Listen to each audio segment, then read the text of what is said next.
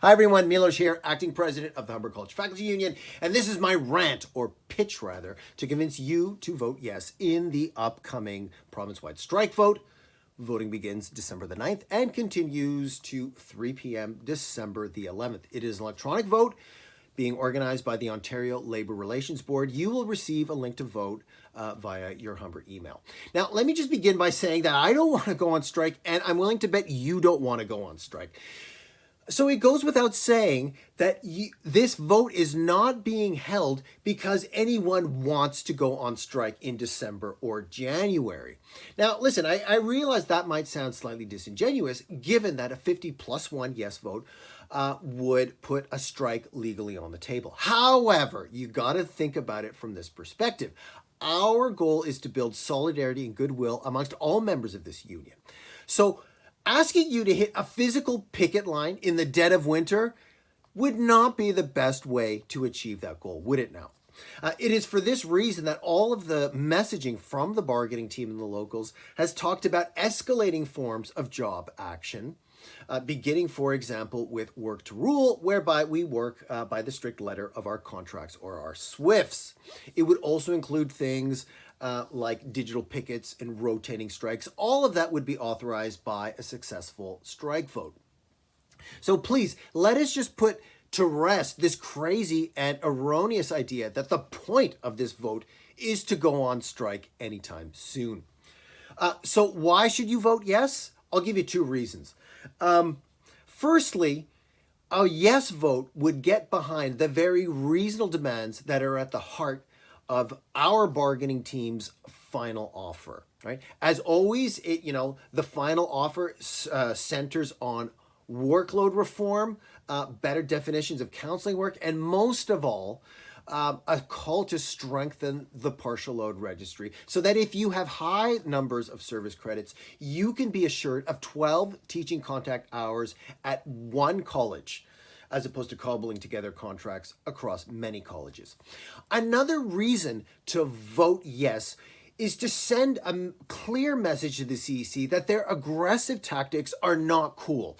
And what I mean by that, the CEC has escalated things to the point that by mid-December, they will be in a position to do one of two things to us. A, lock us out with 5 days notice, or B, unilaterally impose terms and conditions on us. Yes, you heard me correctly. Mind-bogglingly enough, the CEC has the ability to shut bargaining down altogether and tell us what's what. But it gets even better than that. Get a load of this.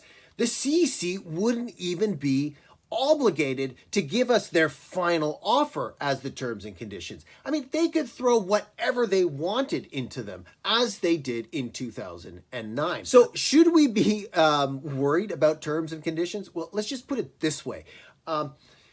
The CEC has publicly taken the threat of a lockout off the table, but not so with terms and conditions. In fact, just about 10 days ago or so, Graham Lloyd, the CEO of the CEC, wrote an open letter to our bargaining team in which he said, and I forget the exact wording, that if terms and conditions are imposed, that they wouldn't negatively impact faculty members individually.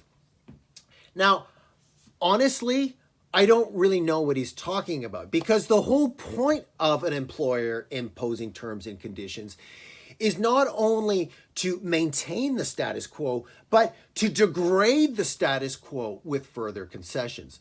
So as far as I'm concerned, terms and conditions would disadvantage us both collectively and individually.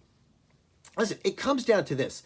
This strike vote is going to be a referendum on how we want the current round of bargaining to end. If we vote no, we embolden the CEC to impose terms and conditions on us. Or alternatively, a no vote gives the CEC license to argue that their final offer should be selected by an arbitrator as the contract. On the flip side, a strong yes vote would make the CEC think twice about imposing terms and conditions on us. As well, it would actually give our bargaining team the leverage it needs to fight for voluntary binding arbitration. right? That has got to be the legitimate way out of this round of bargaining.